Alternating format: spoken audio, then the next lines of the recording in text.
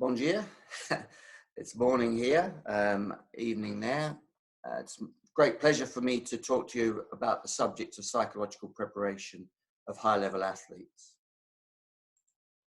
This is where I am at the moment in the eastern side of Australia. Australia is about the same size as Brazil, slightly smaller, but you have 8 times the population, so we have lots of room. I actually live and work in a place called Toowoomba, and it's a beautiful little city, and I'd recommend you come and visit us if you have the opportunity. Down the bottom there, we have some of my neighbours, lots of kangaroos here, some koalas which you can visit and cuddle. I know that Belle, who's online, did visit and didn't want to give the koala back. We have 2 other campuses nearby on the outskirts of Brisbane, and of course you're welcome to come and visit.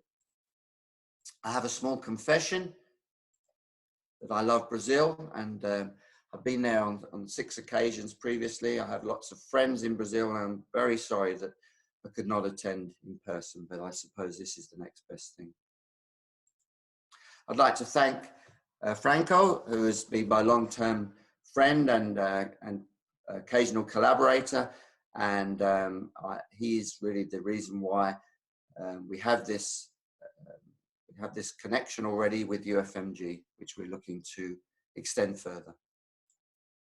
And I also want to give a tribute to my old friend Dietmar Samulski, no longer with us, but certainly not forgotten.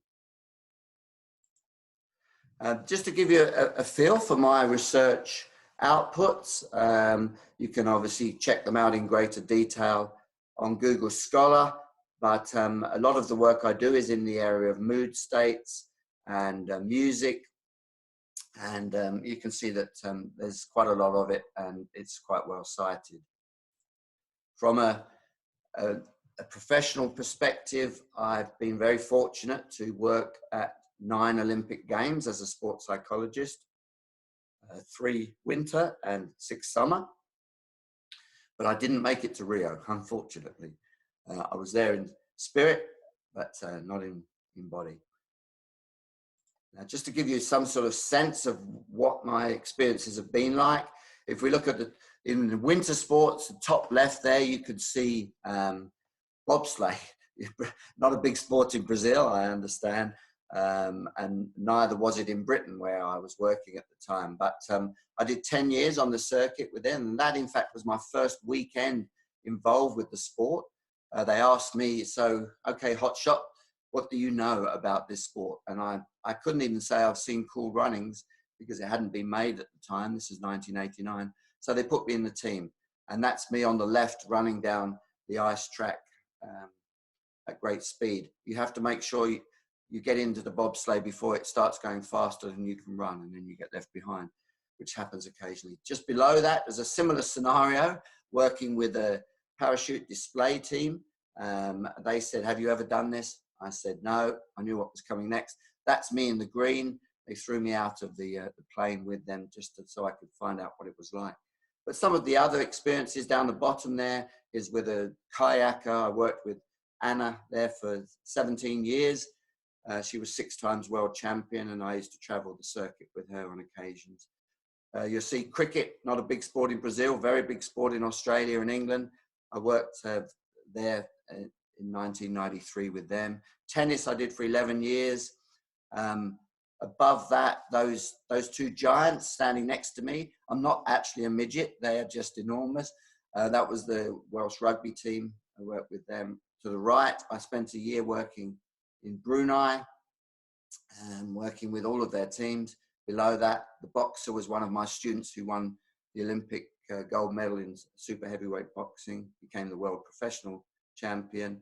Down below was the bobsleighers. We won an Olympic medal there in Nagano, Japan. And then in the middle, the Hockeyroos, a famous team here in Australia, Olympic champions on several occasions.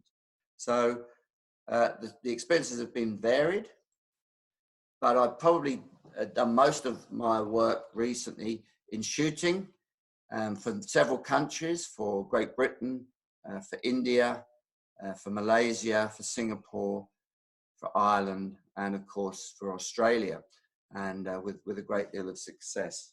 So I think this is shooting is a sport where sports psychology is very highly valued because it is such a mental challenge, and so they understand, I think, intuitively that we have something to offer, which is not always the case. So I'm just going to give an overview of what I believe is important when you're preparing high-level athletes from a psychological perspective.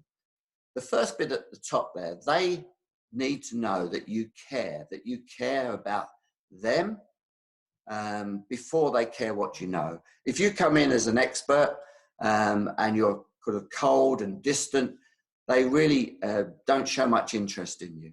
They're not impressed by experts. What they're impressed by people who understand their situation, show some warmth towards them, become almost part of the team. That's always been my approach, to become part of the team. And once they know that you care, they really become very interested in what it is you have to offer. Of course, in high-level sport, there's a lot of attention to detail, but one of the worst things you can do with a high-level athlete is overload them with information. So you have to often crystallize very complex information into very simple messages for them. For example, in the shooting world, you're trying to quieten down the mind. You're trying to simplify their attentional processes, the way that they concentrate. You're trying to make sure that they look in a particular way, what they call soft focus. And in order to do that, I just give them a simple instruction about finding out where they should be looking and talk about a moment of stillness. And that moment of stillness actually covers everything that they need to know. And so, it's very easy to complicate the process because we know so much about this and we want to tell people, but don't, is my answer. Just give them the simplest thing that will help them. Obviously, if we're using interventions, they should be evidence-based, and not all of the interventions that sports psychologists use have a strong evidence base that they actually work. I encourage people to embrace technology because this is things are moving very quickly so that everything in life becomes technologically based, and sports psychology should be no different. In fact, I regard my mobile phone probably as the most important piece of equipment that I have in my work as a sports psychologist. You can do all sorts of things with it, obviously. I feel the need to model the behaviors that I'm encouraging from them. And often that's a sense of calmness under pressure, being in control. So when I'm with a team, I have to be a perfect model of those. And oftentimes after an important event where people have won medals, they often say to me, or they write to me and say, you were so calm, it really helped me being calm, almost by osmosis. In sport, building an effective culture, a culture that reflects the qualities that you want from the team, want the athletes to show, the coaches to show. It often comes from the traditions of the team, but culture is everything, because once the behaviors start to move away from what some teams call true north means that you're actually on the right path. Once people start to behave badly or the discipline starts to go, you're really on a slippery slope towards your poor performance. Certainly, I always work very closely with the coaches and other members. So, the physio, for example, the sports scientist. It has to be a team approach by the support staff for the benefit of the coaches and the athletes. They are always at the hub of this, and we are there to support them. And of course, more and more these days, the emphasis is not so much on fixing people who have psychological weaknesses, but on personal growth. So we're often emphasizing how we can make their strengths stronger. Of course, we put things in place with things they're struggling with, but we don't focus on, we're here to fix you. We're focused on, we're here to help you grow. And that's as a whole person, not just as a performer. So that includes the social elements of their family needs, their their peer groups, and indeed with many athletes, the spiritual side of things is extremely important, but often ignored by sports psychologists. Now, in order to do this, I'm not going to go through all of these, but what I will say is that a sports psychologist needs a wide range of skills. In Australia, all sports psychologists are psychologists first. So in some respect, we are specialist psychologists. And in order to be a psychologist, there is a large skill set that needs to be acquired. And these are some of the things here. But even this is only a partial list of the things that you will come across as a sports psychologist. You will come across people who need significant counseling for personal issues. You will come across athletes with eating disorders. You will come across people who are suffering trauma from, for example, grief and loss. So I don't think that it's adequate preparation for people who have to say, well, I'm sorry, but I don't do counseling. I'll have to pass you on to someone, or I don't have any expertise in that area.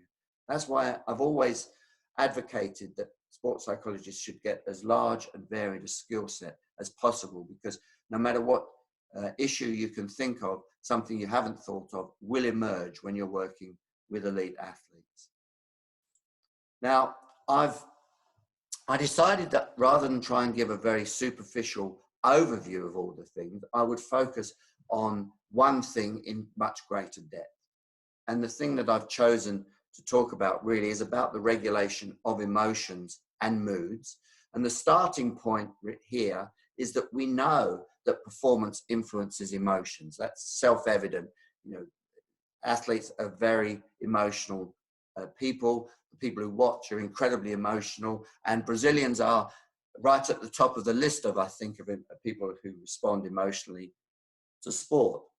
But the reverse is true, that emotions influence performance